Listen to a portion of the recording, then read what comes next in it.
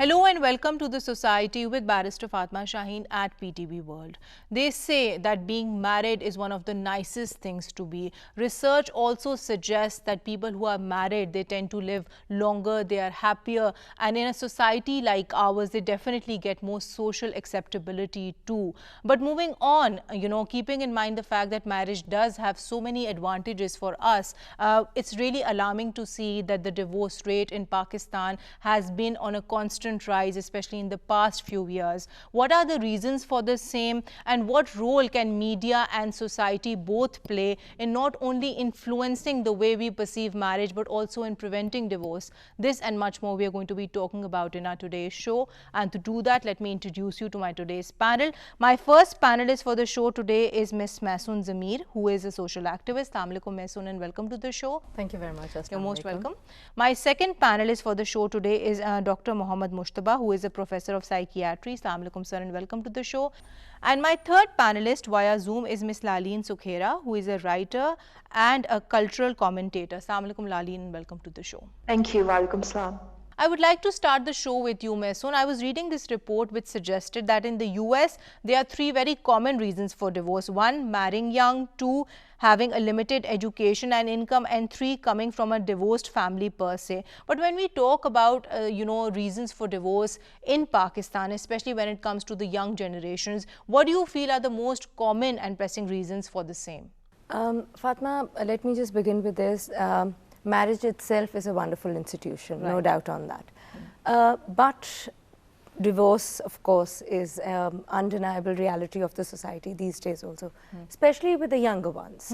Although the younger ones are being exposed to a very fast world, are being exposed to more, you can say, an open world and an open society, irrespective of their, you can say, the genres of where they are living, be it west or the eastern side of our part of the world. Right. But yes, divorce has gone, the rate has gone a little high. Especially rightly so pointed out by you in the younger generation. Because I think they lack that level of commitment maybe. No, I think it's not the lacking of commitment. The whole generation, I'm very sorry to address them as this generation of the younger part lot, but yes, they have become very dissatisfied, very instant from their decisions to their education. I think also less tolerant that way. They have been, and it's not only their fault. It is to a certain point our fault, the older generation also. We have not been able to tame them or groom them, and we have not been able to make them adjust to the fast-moving, perks of the world that we have been changing in there. Right. And I think the most important thing which we might have failed to do is the fact that to tell them that, marriage itself is a social institution. Yes. It comes with its defined roles and responsibility. Agreed. And if you don't comply with them, then of course, divorce could be one of the options. It could be one of the options. When there are many more, it shouldn't be the only option. Of course, it should be a matter of last resort that way. Agreed. So I think that basic teaching of what all should marriage as a relationship, as an institution entail, that needs to be put through. Coming to you, Laleen, what extent do you feel that, getting married at an early age is also in itself a higher risk factor for you to get divorced later on in life? Honestly, it's not just, well, age is very important because people who are not completely educated, completely aware of their standing in life and also expectations from marriage, it's a recipe for disaster. And the reason why a lot of people stay in marriages that are unhappy is because they feel like they have no way out. However, saying that younger people don't tolerate marriage as much now, I respectfully disagree. I think that people put up with a lot and try to compromise, and nobody starts a marriage expecting for it to not work out. Everybody wants a fairy tale ending. And the problem with our society is also that we focus so much on weddings and glitz and glamour, we don't actually prepare couples for what lies ahead. So it comes as a rude shock, quite honestly. And I can even say this from personal experience. It comes as a rude shock, and there's no workshop, there's no boot camp, there's no training. That's all right. But we do have this marriage contract, a very detailed, comprehensive one. I think only if both the parties read it carefully or their families read it and filled it out carefully, you could at least save so much litigation hassle which could otherwise, come your way. So what do you have to say on this coming, from your own experience, because you're a single parent yourself? I say that we don't take our laws very seriously, and it's not just the laws. Implementing these laws is so faulty. Our country is one of the only Muslim countries without proper child support. If you look at countries like Tunisia and Iran, for example, divorce rates are actually very high there, because when there are unhappy marriages, women can actually leave and not be destitute and not be forced to go back to their families. They actually have child support. Whereas in Pakistan, they're talking about divorce going up, and it's hardly anything. It's a drop in the ocean. There's still very few divorces. Right. And I think at the end of the day, Laleen, it's something which keeps on varying depending on the socio-economic class that you belong to, whether you are from the urban elite, whether you're from the rural areas. But sir, coming to you, I think she has raised some valid points this way. And COVID-19 also, we saw that, at one end, we saw this surge in cases. People were complaining that because of the lockdown, there has been a strain on their relationships. And on the other hand, we also see it being a blessing in disguise, where people have also admitted that it gave them that opportunity to actually build on their marriages. So how do you see COVID-19 impacting divorces for that matter here in Pakistan? I think over the period of last 2 years, in my view, that's completely my view as a professional person, the divorce rate after the COVID has actually decreased. And there is a reason for it, because for the first time, the couple had time to spend with each other, and they started to understand the problems of each other. And the fact that in most of the cases, men never realized that how much work the ladies do at the house, and once they started to realize that the amount of pressure and stress a lady goes through, this has resulted in more bonding of the spouses. However, what we have seen over the last 2 years is that a lot of stress has been put on family relationships overall, especially in those which have joint families. And sir, I think it was maybe also the need of the hour, because obviously when you're living in a constrained space with lockdowns imposed, you have limited mobility. So that was of course a natural repercussion of the same too. Absolutely. That way. And in this way, we've also seen that, more cases of domestic violence and so many other crimes, they have also been reported. So we can't of course, bifurcate the effect of COVID-19 as it stands on other facets of all our lives. But coming to you, I think in this way we must also consider the fact that we do see different countries with different divorce rates that way. Like in the Europe, we see that where France and Denmark, they have a comparatively higher divorce rate. The same doesn't happen in Italy. So what reasons do you feel change when it comes to a country having a higher divorce rate? I think, Fatma, over here you can't compare countries with with reference to the divorce or marriages. In our country, we do have certain social norms. There are certain social pressures, and there are certain peer pressures also of the society that we have to go by that. I think those at times do restrict. Also coming to it, when you say we've been living in joint family, I think divorce rates can go down when you have somebody to intimidate with that. Of course. And someone and play to the role of a conciliator. Yes. When you live as single unit, it's just the two of you. Also, Mesoon, I think in this regard, we must also consider the fact that, when we actually have our weddings, we do it with so much, show and pomp. And of course, we have this very long list. The glamorously done and all. But when it, the same comes to actually calling a marriage off, when it comes to parting ways, that is all done in a hush-hush manner. So considering that, marriage in Pakistan and in our culture is just not something which is between two individuals. In the larger, picture, it's between two families too. Yes. Do you not feel that that decision of parting ways should involve families at the end of the day too? It should, but see, do keep in mind when you're getting married, these are the families, the parents being involved. But unfortunately, when you're getting divorced, these are at more of the points, kids being involved and their lives at stake and their growth at stake.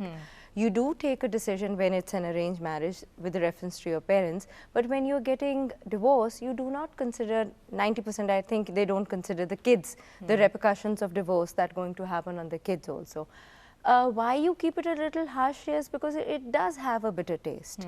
We are still, a little far behind where divorced spouses or couples Although could be I feel friends that if later you on. would involve the family at the right time, a lot of divorces Yes, might just might not happen. And Dr. I think When- you would also want to add something to this, because of course you have that benefit of seeing so many real life cases coming your way. So in how many cases generally do you see the family being the one which has actually instigated the divorce? Because we then have that category of cases too, where the family is the one who doesn't want the marriage to work, and the two respective spouses, whoever they may be, they are very happy with the wedlock. What happens is that once you are married, the husband has to play a role of a bridge between the wife and the family. Right. Those men who are unable to do that tend to create a bit of a rift between the wife and the family. I'm so happy coming this from a men's Right. point of view. This Exactly. actually is very exciting and interesting to hear. However, at times we do realize that it becomes very difficult for the lady to adjust to the new surroundings, adjust to the new culture, because she has been completely exposed to a course. different culture. These things, I think the role of husband is imperative here, Right.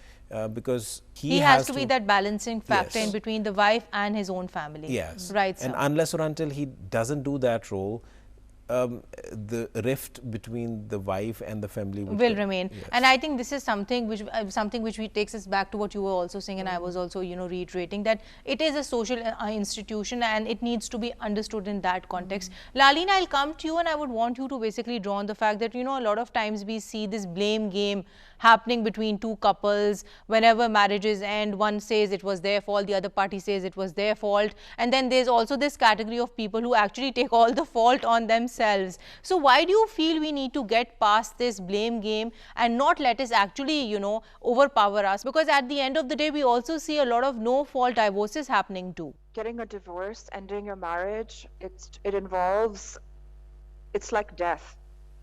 You go through all the stages of shock, trauma, you grieve, you literally grieve. And if you're ending a toxic relationship or you've moved apart, both women and men also choose to get divorced, the whole point is if you have children together, you don't really ever, it never really ends, because you're co-parents. And you try your best, you give it your best, because nobody wants to bring up children in separate households. But then you realize the children will actually be better off with happy parents with double the love in separate households, so you try to do your best. I think everyone has the best intentions. And so whatever pain you're carrying and trauma you're carrying and emotional baggage, you should process it. You should get help, support, therapy, and process it so you can move on and live a positive, healthy life, because your children are going to absorb your energy, and these are your children. Yes, Laleen, your point is noted. Mehsoon, you wanted to add something to that? Yes, coming back to what Laleen said, I think the main, as I said, the basic stakeholder are the kids. And it has been noted a lot of times the kid actually ends up blaming themselves, and they actually go through the rift of, because they want both the worlds. They want the mother, they want the father. In a very ideal, the fairy tale situation, both the parents should be happily living together. Right. And the kids should be raised up together in a comfortable environment. Unfortunately, if we are not able to provide that, I think deep down somewhere the child starts blaming themselves. Of maybe course. I am responsible, or maybe I did this. Especially, so. if the divorce happened at when the child was A very young age, because they can't and understand the consequences. Also, Fatma, if the child is witnessing the abuse, be it mental, physical, or emotional, if the child is actually, witnessing that abuse, it can be from both the ends. It can be the mother, giving a tough time to the father, or the father giving A vice tough time to versa the for mother, that. right. The child is going through the trauma. There is where, our, the joint family system actually helps you there. When, Not always though, Mehsoon. not always Although though, we have but seen cases. let's pick up the Right, positive yeah. things over there. We do have a very big institution which is called the joint family system, which, by the way, we are leaving off. So the mothers do at times tell their daughters that you are not getting along with the in-laws well, you should put in a little more effort. Or the mother-in-law, the sister-in-law, or as a matter of fact, a brother-in-law could actually tell the brother or the husband that, you know, this is a little much for the young wife to handle. So we should, so when there is a third point of view coming out, see, you don't This is exactly what I was saying, that why family involvement is so important. It is. And not only influencing your decision, who you marry at the end of the day, but also in preventing divorce. But by this, I do not want to mistake my point that if you are in an abusive relationship, of course, or if you are in something which is, because you just get one life, and I don't want to spend it every time getting up in the morning and crying and, you know, going back to sleep. Right. I want to spend my life, I want to live my life, right, and don't want to compromise over it. If you are in an unhappy relationship and it is an abusive relationship, and you just want to just walk past it, then you must do it, but do it with actually grace. Integrity. Yes, right. You can do it with integrity. Right. I think that's a very valid point raised by yourself, but I think we also need to consider this whole debate in the context of the rural area of Pakistan too, where we see the divorce rate escalating because of forced marriages, child marriages, and many other social evils. Interclass marriage. Sir, coming to you, I think she has raised some valid points on which I would want you to deliberate more when she talks about, you know, how divorces impact children. Tell us from your real life experiences that, you know, do divorces always impact them in a negative way? Because from what I have seen, I've seen a lot of children come out happy because, you know, once the marriage is ended, especially if it's an abusive marriage, they are stress-free. They don't have to see their parents fighting every day. I think it's a two-edged sword here. Everybody wants their children, everybody wants their children to be happy, and the children want both of their parents together. The problem is that once the divorce happens, the child starts to blame the person whom they are with a lot. What happens is that because when the child is going to go in the school with the friends, and the laws in Pakistan are very clear regarding the marriage that the child has to go to the mother.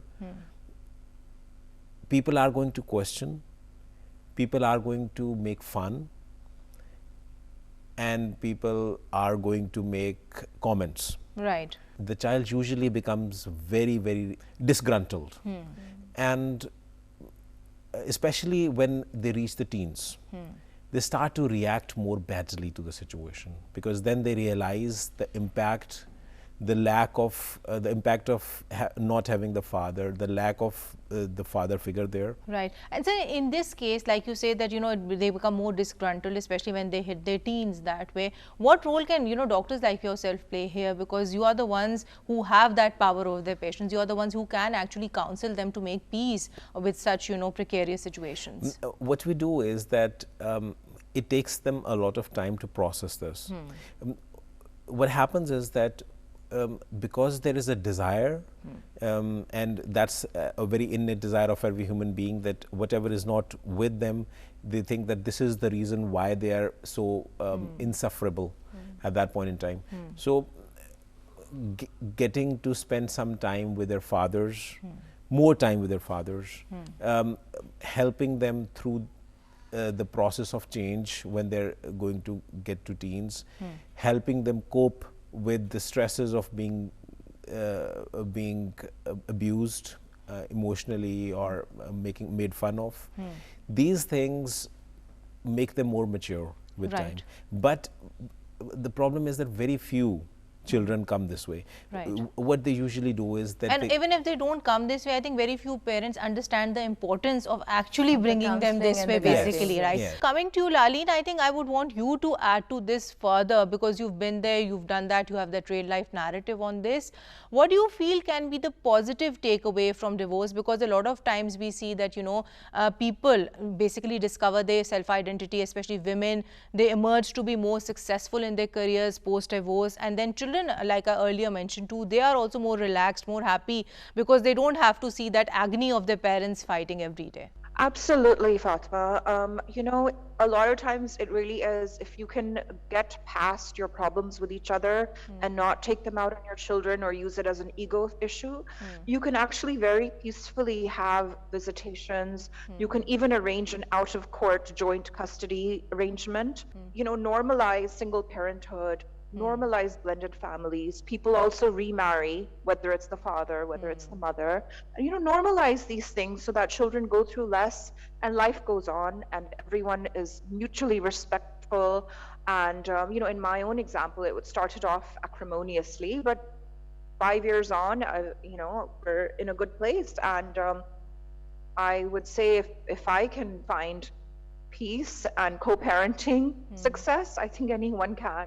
And I think it's just, you know, that narrative that you need to have, that mindset that you need to have this way, because I know for a fact that you yourself have also come a very long way. So you need to sort this out very logically and very strategically. But moving on, when we talk about divorce, there's another, you know, aspect on which I would want you to comment on. That is the general role of media. We see a lot of Pakistani dramas being made where at one end we see them, you know, basically stigmatizing divorce, and at the other end we also see a lot of, you know, women who have to go through abusive marriages and they just don't have that option to end the marriage. So overall, how do you see the role of media, and what role can it actually have, rather what narrative can it actually set in order to discourage divorce in the Pakistani society? Well, the media, be it news or entertainment, plays a very important role in not just reflecting but shaping people's opinions and perspectives.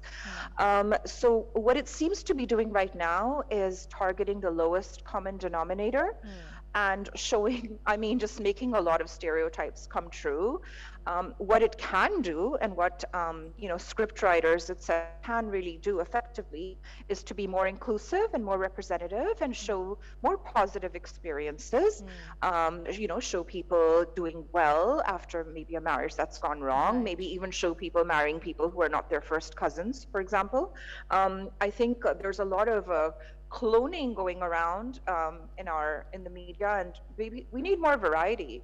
And Right. yes, just representation and inclusivity. Right, Lalin, your point is noted, and I think in this regard we must also talk about the fact that for people who do choose to go through divorce, it is, you know, their personal decision this way, and we must support them in the event that they decide to take this personal decision, on which I'll come to you. I think a very important point which I would want you to deliberate upon is the role of social media, especially the use of social networking websites to this way. So what is like your correlation in this? Do you see that there is a link between usage of social media and basically marriage breakdown? I think we can put it that way, that social media or any media, as a matter of fact, can be very, very big tool Right. in being giving a positive narrative to all the whole concept of it. But for social media, I think we've created a giant, and we're not able to put that giant back into the box now. So we're not able to handle it. It's a little more exposure for us. But having said that, we can narrate a positive impact towards the younger generation through social media, because that's a very big tool. Right. We can show the impact that if it is an abusive marriage, and I will repeat, if it is an abusive marriage, and you want to, you know, just put a stop to it, the social media can play a very important role by narrating in a concept where it is acceptable for the rest of the society also. Right. And I think not only the narrative needs to be put straight, but a lot of people also say that the fact that people are spending so much time on social media, that in itself is also detrimental for marriages. We are not talking. We are five Right. people in a There's room, no time and we are to not bond in talking. person. Yes, we are not. There used to be one living room, and the whole family used to sit down together, where they used to talk, you know, exchange their views, talk their, you know, apprehensive about something or the other, but they used to talk. Right. Now you don't talk much, because everyone is carrying their own entertainment sector, and that is the smartphone or whatever it is. And you do not need the, you know, get the desire of speaking to someone else. You have motivational speakers over there. You have, very sorry for that, but psychotherapists over there who would give you suggestions without knowing the core of your problem. Right. So you need to be among humans and not among devices to be as Of course, natural. to build on your relationships, Yes, and of you course to need decrease that Yes. chance of divorce, And so I to speak, think sir. over there, COVID has actually played a positive role also, because we were forced to spend time together. Right, Mehsun, your point is noted. But sir, coming to you, I think I would want you to basically deliberate on the fact that when we talk about a divorce, what is its aftermath? How does it psychologically affect men and women both? Men tend to, the problem with men is that they don't express their opinions, they don't express their emotions as such, and everyone expects them to gulp it up and act all macho about it, which results in them having poor performances at work, poor performances as an individual in the society, Right. poor performance as a father as well. Women, since they are more expressive with their emotions, they tend to seek help more. And although the initial impact, it's very different in a way that initial impact of divorce is harder on ladies, but long-term impact, negative impact of divorce is harder on men. Right. So it takes Reason being the fact that they don't open up about it, they don't want to seek help, and they are more harder hit emotionally, at least when it comes to the Yes. divorce itself. But sir, there are also statistics to suggest that men remarry more quickly too. They are quicker to move on that way. It's very controversial because a lot of men grieve a lot, and even if the families force them to get married, they have not gotten over their previous marriage as such, which results in their next marriage being a failure as well. Right. So, it's a vicious cycle at the end of the day. Yeah, we need to understand that men and women both grieve. The process of grieving in both the cases is different. Is different. Right, sir, and I think I agree with you on that, that both of course have a very different grieving period per se. But tell us about some cases which you have handled as a psychiatrist and treated, so to speak, and you've helped people, you've pulled people out of their grieving. A lot of people come to us with problems regarding their marriage.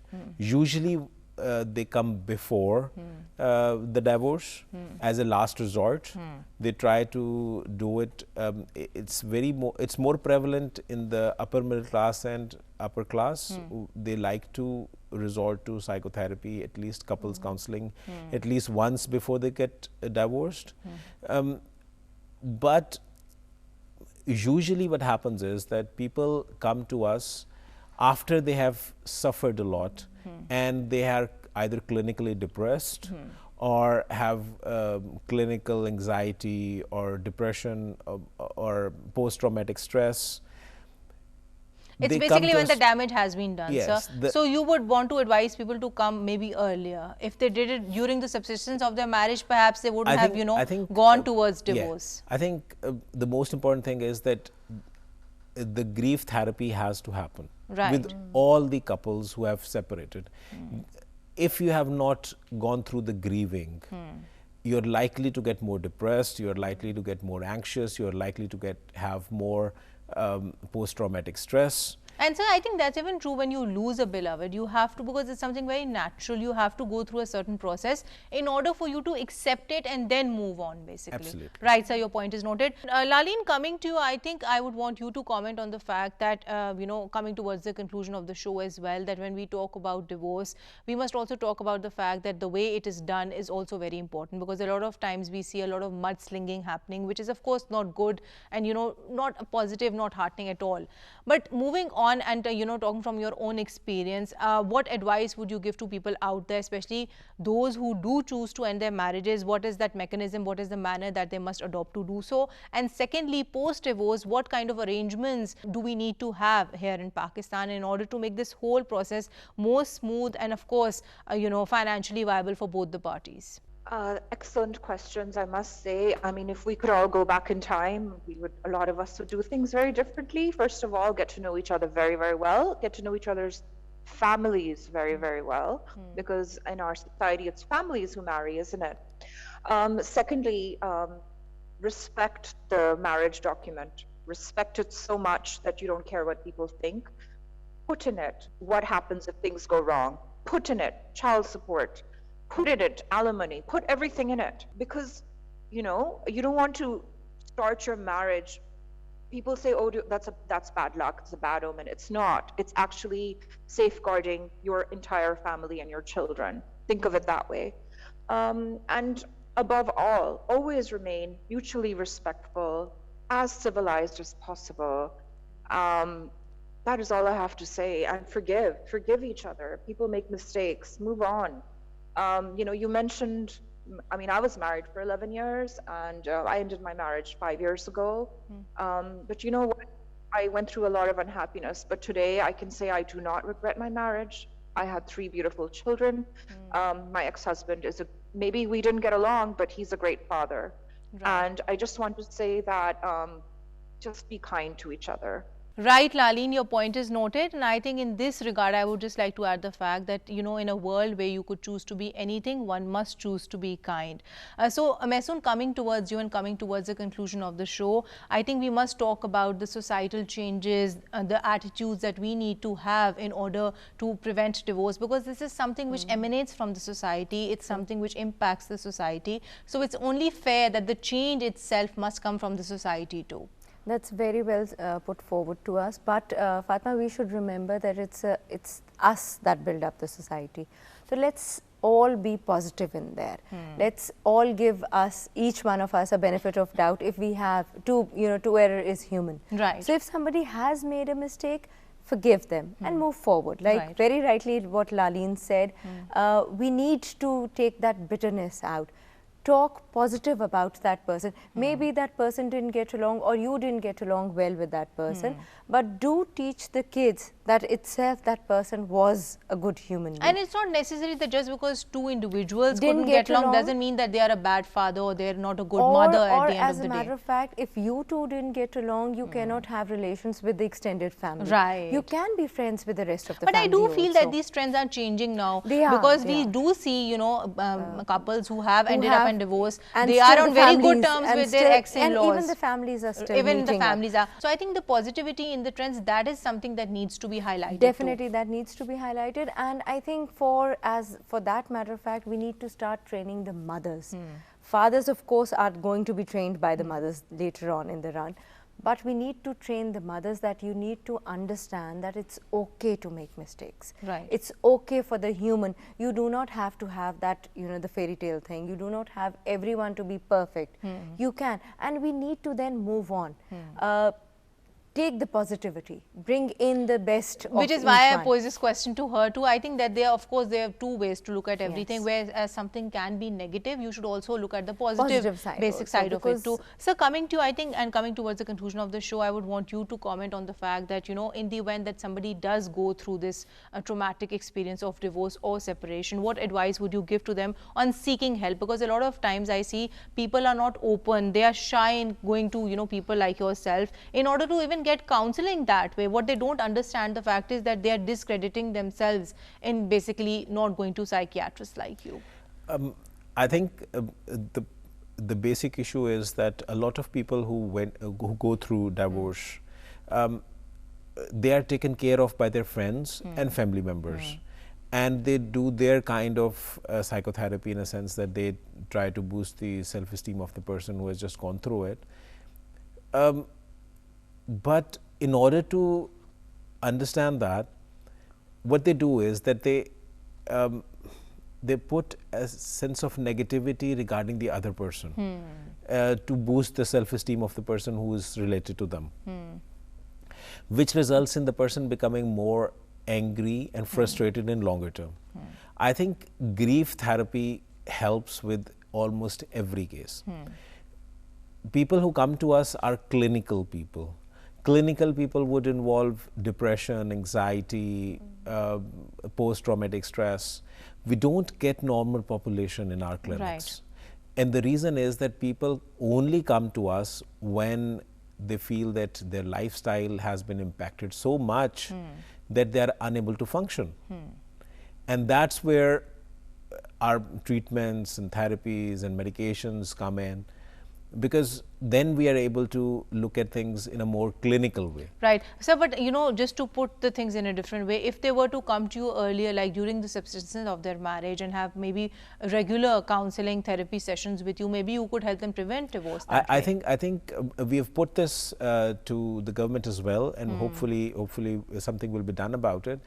Once the divorce paper is signed, we have added the suggestion that both the parents should go to a psychologist or a psychiatrist to handle the life afterwards, and also to have an amicable relationship with regards to their children.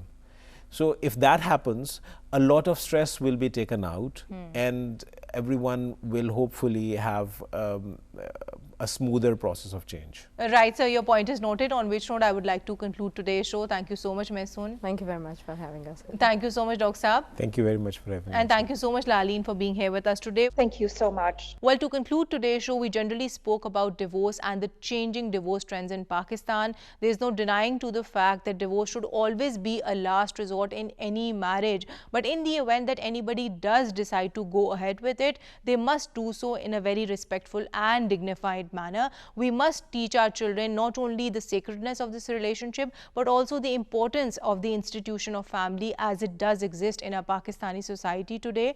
On that note, signing off for today. Until next time, take care and Allah Hafiz.